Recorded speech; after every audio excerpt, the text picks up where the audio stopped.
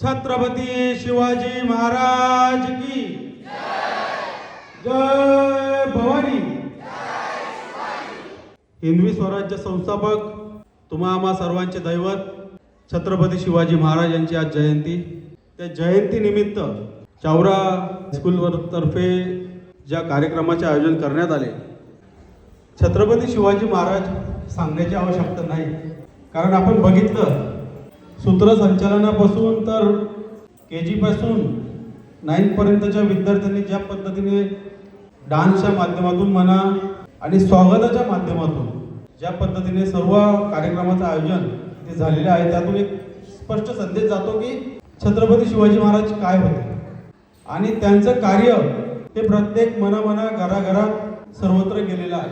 छत्रपती शिवाजी महाराजांचा जन्म 1630 आणि 1680, 50 वर्षाच्या कालावधीत त्यांनी इतकं मोठं कार्य करून गेले की आज नव्हे तर जोपर्यंत चंद्र सूर्य आहे तोपर्यंत छत्रपती शिवाजी महाराजांचं नाव हे कायम प्रत्येक हृदयाशी असणार आहे। छत्रपती शिवाजी महाराजांनी पहिला किल्ला कधी जिंकला तुम्हाला माहिती का? 16व्या वर्षी।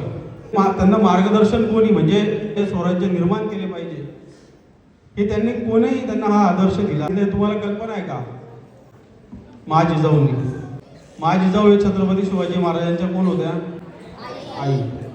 शहाजीराजे कोण होते? वडील। आई वडिलांनी दिलेला संदेश छत्रपती शिवाजी महाराजांनी हृदयासह डोक्यात देखील ठेवला आणि स्वराज्य निर्माण केले, बरोबर? आपल्यालाही आपले आई वडील जे सांगतील ते योग्य सांगतील ना, तर ते जे सांगतील त्यानुसार तर आपल्या ध्येयाकडे वाटचाल केलीच पाहिजे। परंतु आज 16व्या वर्षात असलेले विद्यार्थी आणि त्यावेळी 16व्या वर्षात असलेले छत्रपती त्यांनी पहिला किल्ला जो तोरणा किल्ला जिंकला होता, तिथून त्यांनी स्वराज्याकडे वाटचाल केली आणि जसं पुढे जात गेले तसे त्यांनी एक स्वराज्य स्थापना केली आणि रयतेचा राजा म्हणून ते उदयास आले। अनेक राजे झाले, आज 2च राज्य लोकांच्या मनात आहे का? तर त्यांनी रयतेसाठी राज्य केलं, रयतेसाठी त्यांनी स्वराज्य निर्माण केलं म्हणून। तर माझं तुम्हाला सांगण्याचं तात्पर्य एवढंच आहे, 16, 18, 21 आणि 23 हे गणित तुम्ही डोक्यात ठेवा। त्या काळी छत्रपतींच्या हाती शस्त्र होते, त्यांचं शस्त्र कोणतं होतं? आणि ढाल। आज तुमचं शस्त्र कोणतं आहे? कोणतं? पेन आणि पुस्तक।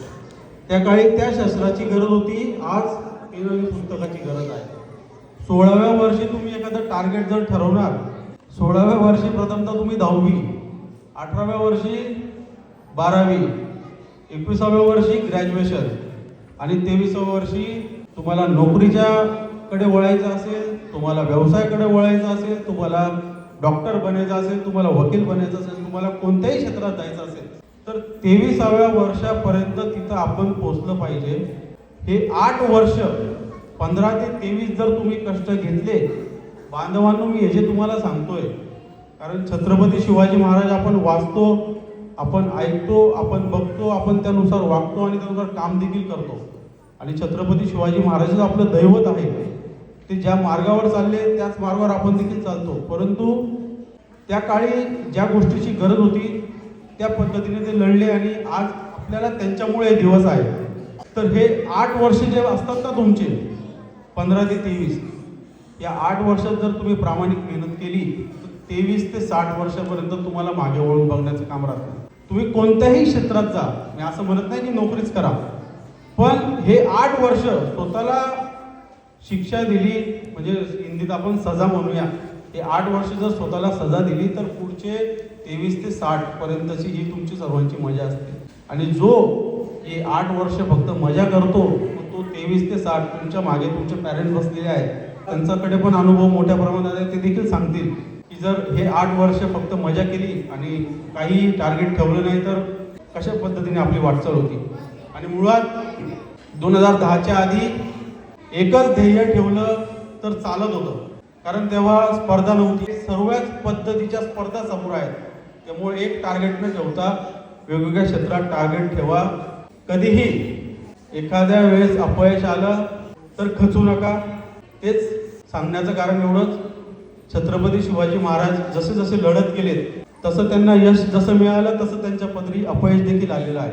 आणि त्या अपयशाला न खचता त्यांनी संकटाच्या सातोड्यावर पाय ठेवून पुन्हा विजयाकडे गेलेले आहेत. म्हणून आपलं दैवत जर अशा पद्धतीने आपण सविस्तरपणे वाचत गेला तर आपण कितीही भविष्यात संकट आलं तर एक गोष्ट लक्षात ठेवा, त्याला घाबरू नका. संकट आलं, काही चूक झाली तर पहिले आपल्या आईवडिलांशी बोला. जसं की छत्रपती शिवाजी महाराज सुद्धा एखादी गोष्ट, एखादं संकट जर आलं असेल, मुघल आदिलशाही जर चालून येत असतील तर महाजी जाऊन जवळ बसत होते. ही गोष्ट खूप महत्वाची आहे. त्यामुळं कधीही आयुष्यात इथून पुढे, आता तर तुम्ही 9th पर्यंत आहात, पुढे आणखी तुम्हाला जायचं आहे, जर कधीही काही अडचणी आल्यास तर आपल्या पालकांशी बोला, शिक्षकांशी बोला. आणि येणाऱ्या काळात तुम्ही ज्यावेळेस धुळ्यातून बाहेर शिक्षणासाठी जाणार तर मुंबई, पुणे कुठेही काही अडचण आली तर माझं देखील कार्यालय भगवा चौकात आहे.